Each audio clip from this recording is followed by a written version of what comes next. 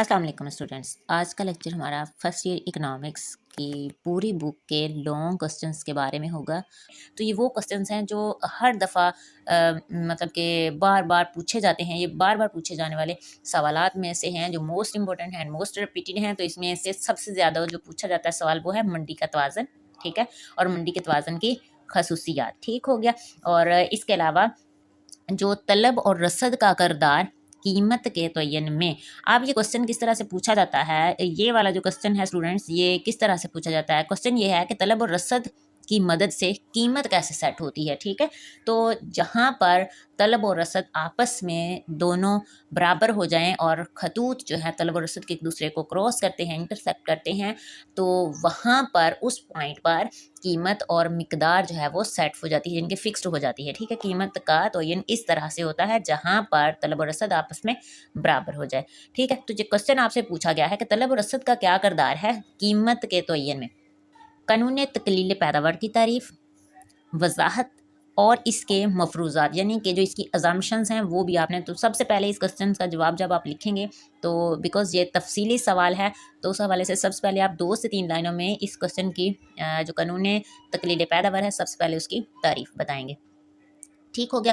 फिर उसके बाद बाकी तफसील को बताएंगे और लास्ट पे आपने उसकी जो मफरूज़ात हैं, जो अजम्पशन है, उनको डिस्कस करना है। कानून तकलील पैदावार को बजरिया ग्राफ की मदद से वाज़ेह करें। अब या तो ये क्वेश्चन अलग अलग पूछा जाता है या फिर इन दोनों क्वेश्चन को इकट्ठा करके ऐसे भी पूछ लिया जाता है पेपर में कि कानून तकलील पैदावार की तारीफ बयान करें और इसकी वजाहत बजरिया डायग्राम करें। पैदावार के 3 मराहल कौन कौन से हैं इसकी तफसील से वजाहत, जो मतलब इसकी वजाहत करें। एंड उसके बाद ये जो लास्ट वाला क्वेश्चन है, सेकंड लास्ट क्वेश्चन, औसत पैदावार जिसको एवरेज प्रोडक्ट भी कहा जाता है, कुल जिनके total product and marginal product, ठीक है, मुख्तलिफ पैदावार। तो ये भी मोस्ट इंपॉर्टेंट क्वेश्चन है, इनका आपस में क्या रिलेशनशिप है। क्वेश्चन ये पूछा गया है कानून तकलील पैदावार के अतलाक की कोई एक मिसाल से वजाहत करें। मुकम्मल मुकाबले से क्या मुराद है स्टूडेंट्स, यहाँ पर भी मुकम्मल मुकाबला, आज़ादारी, जो इस तरह के वर्ड्स आते हैं तो इसका मतलब होता है ये मंडी की इकसाम की बात हो रही है, ठीक है। मुकम्मल मुकाबले की मंडी ये एक मंडी की किस्म है, ठीक है। अजारादारी की मंडी ये एक मंडी की किस्म है, ठीक हो गया। तो जो मोस्ट इंपॉर्टेंट क्वेश्चन है बार बार पूछे जाते हैं क्वेश्चन, उनमें से है मुकम्मल मुकाबले से क्या मुराद है, इसकी खसूसियात बयान करें। तो सबसे पहले आप बताएंगे कि मुकम्मल मुकाबला होता क्या है, ठीक है। तो सबसे पहले आप लोगों ने मुकम्मल मुकाबले की डेफिनेशन लिखनी है 2-3 लाइनों में। उसके बाद फिर आप लोगों ने इसकी खसूसियात बतानी है कि हम कैसे पहचान करेंगे कि ये मंडी जो है ये मुकम्मल मुकाबले की मंडी है या जारादारी की मंडी है, ठीक है। तो उसकी कुछ करैक्टरिस्टिक्स हैं उसकी पहचान के लिए, ठीक है, कि कौन सी मंडी जो है, किस किस्म की मंडी को हम कह सकते हैं कि ये मुकम्मल मुकाबले की मंडी है या फिर अजारादारी की मंडी है। नेक्स्ट क्वेश्चन, मुकम्मल मुकाबले में, या मुकम्मल मुकाबले का मतलब अब ये कि मुकम्मल मुकाबले की जो मंडी है उसमें कीमत के तयन का जो तरीका है उसकी वजाहत करें, ठीक है, कि कीमत जो है मुकम्मल मुकाबले की मंडी में वो कैसे फिक्स्ड होती है, ठीक हो गया। अगला क्वेश्चन, मुकम्मल मुकाबले के तहत फर्म के तवाज़न की शराइत बयान करें। अब ये 2-3 शराइत हैं कि मुकम्मल मुकाबले की मंडी में फर्म जो है वो किस पॉइंट पर, किस नुक्ते पर जो है वो जो है तवाज़न में होगी, ठीक है। तो फर्म के तवाज़न की जो कंडीशन है वो आपने इस क्वेश्चन के जवाब में एक्सप्लेन करनी है। अजारादारी से क्या मुराद है और इसकी खसूसियात बयान करें। अजारादारी के तहत कीमत के तयन की वजाहत करें। अजारादारी में कीमत और पैदावार के तयन की वजाहत करें डायग्राम की मदद से। अब ये कुछ मोस्ट इंपॉर्टेंट क्वेश्चन है। अब इनमें से भी अगर हम बात करें, अगर मैं आपको स्टूडेंट्स कहती हूँ कि ये क्वेश्चन जो है ये सारे क्वेश्चन पूरी बुक में से मैंने उठाए हैं जो मोस्ट इंपॉर्टेंट हैं, ठीक है, और फिर इनको डिस्कस करने के बाद मैं आपको कहती हूँ कि ये क्वेश्चन मोस्ट इंपॉर्टेंट है, इसका मतलब है कि ये गैस है, ठीक है। तो अब जैसे इनमें से मैं आपको कह रही हूँ कि ये मोस्ट इंपॉर्टेंट क्वेश्चन है, अब इनमें से भी कुछ क्वेश्चन हैं जो और भी ज़्यादा इंपॉर्टेंट हैं, जैसे मुकम्मल मुकाबले से क्या मुराद है और इसकी खसूसियात, अजारादारी से क्या मुराद है और इसकी खसूसियात, अजारादारी में कीमत और पैदावार के तयन की वजाहत बजरिया डायग्राम, ठीक है। तो ये जो मैं बाद में आप लोगों को 2-3 क्वेश्चन बता देती हूँ हर पेज में से, ये मैं अपने मतलब के जो मैंने देखा है प्रीवियस पेपर्स में जो ज़्यादा दफ़ा क्वेश्चन जो है बार बार पूछे गए हैं, ये कुछ वो क्वेश्चन हैं, ٹھیک ہے. تو اس کا ہرگز یہ مطلب نہیں ہے کہ آپ نے اسٹوڈنٹس باقی کوشچنس کو نظر انداز کرنا ہے. یہ میں نے پوری بک کے لانگ کوشچنز اٹھائے ہیں جو بہت دفعہ بار بار پریویس ایگزامز میں مختلف بورڈز کے ایگزامز میں پوچھے گئے ہیں، دہرائے گئے ہیں. تو آپ کوشش کیجیے گا کہ ان سارے کوشچنس کو اپنے پیپرز کے لیے، اچھے مارکس کے لیے ان سب کو ہی تیار کر لیں.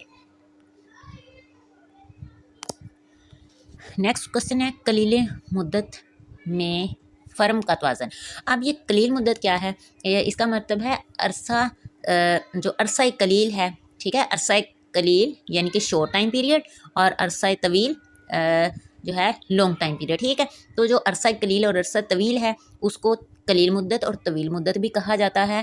تو آپ لوگوں نے کنفیوز نہیں ہونا. آپ لوگوں نے بک میں پڑھا ہوگا عرصہ قلیل اور عرصہ طویل، ٹھیک ہے، جن کو شارٹ رن اور لانگ رن بھی کہا جاتا ہے.